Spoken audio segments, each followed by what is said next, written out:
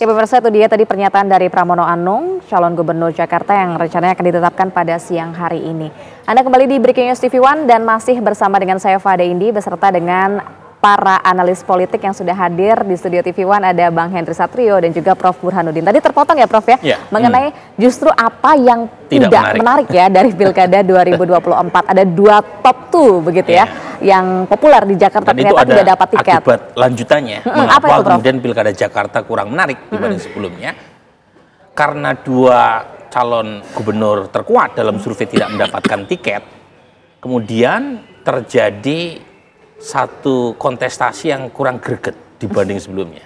Jadi saya ingin melihat dari perspektif yang agak berbeda dengan Mas Pram. Mas Pram melihatnya relatif adem, damai, sejuk, tetapi itu juga punya implikasi. Perbedaan programatik antar calon kurang terlihat. Ini berbeda misalnya zaman Ahok versus Anies. Itu kan terang benderang antara petahana lawan penantang, kemudian suasana memang ada dampak negatifnya, polarisasi politik meningkat, politik identitas meningkat, tetapi diskusi programatik sangat terlihat luar biasa 5 tahun lalu, dan itu punya implikasi ke tingkat turnout. Partisipasi elektoral 2017 itu mencapai 78%. Sekarang cuma 53 sampai 57%. Jadi banyak sekali yang golput dalam Pilkada Jakarta kali ini. Mungkin ada kaitannya dengan Pilkada serentak, terjadi election fatigue ya. Tetapi saat yang sama memang ada dampak dari kurang gregetnya dibanding 5 tahun lalu, itu yang menyebabkan antusiasme masyarakat kurang begitu terlihat ya. Bahkan dibanding dengan partisipasi rata-rata zaman pandemi nih ya, 2020 itu kan di saat pandemi itu tingkat turnout rata-rata itu 68%, kita cuma 53 sampai 57%. Jadi ini yang tidak menarik dari Pilkada Jakarta, meskipun lagi-lagi tidak membatalkan apa yang tadi Bung Hensa sampaikan, ada variabel-variabel yang menarik ya, termasuk kalahnya Ridwan Kamil dan munculnya Pramono di ujung ya, karena ada berkah dari putusan MK ya terkait dengan penurunan barrier to entry. Nah, pertanyaan Indi tadi, apa yang menyebabkan Ridwan Kamil yang didukung oleh koalisi raksasa tiba-tiba memutuskan tidak mengajukan gugatan ke MK?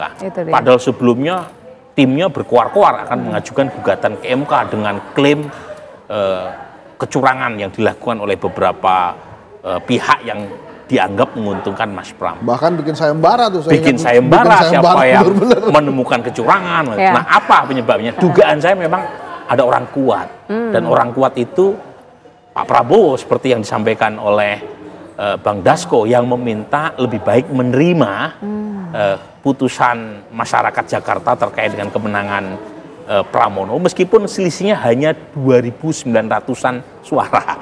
Jadi sepertinya Pak Prabowo tentu punya motif mengapa mengusulkan supaya kubu Ridwan Kamil tidak melakukan gugatan. Bisa saja Mas Pram figur yang bisa diterima.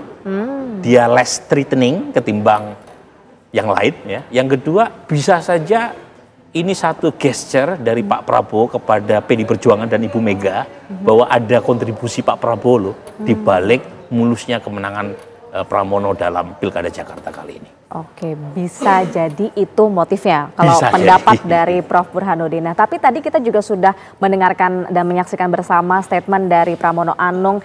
Kemudian selain soal tidak adanya gugatan, Pramono tadi juga menyebut mengenai akan dibentuknya tim transisi ya, terutama nanti menjelang pelantikan keduanya untuk kira-kira membahas apa-apa saja yang harus dilakukan. Nah, tapi tadi yang bisa di-highlight dari pernyataan dari Pramono adalah mengumumkan tim transisi yang nanti akan berisi orang-orang yang akan bekerja begitu. Katanya pemilihannya tidak berdasarkan politik, tapi berdasarkan dengan yang pernah bekerja di balai kota. Mungkin ada nama-nama yang kira-kira menarik begitu atau diprediksi akan masuk dalam tim transisi ini yang mungkin dinilai penting oleh Pramono Anung. Bang Henry Satrio. Ya, ini memang kita tidak bisa lepas dari fenomena atau peristiwa-peristiwa pada saat kampanye itu berlangsung. Misalnya ada pertemuan Mas Pram dengan Mas Anies waktu itu ya, yang tentu saja kemudian cukup mengubah konstelasi suara.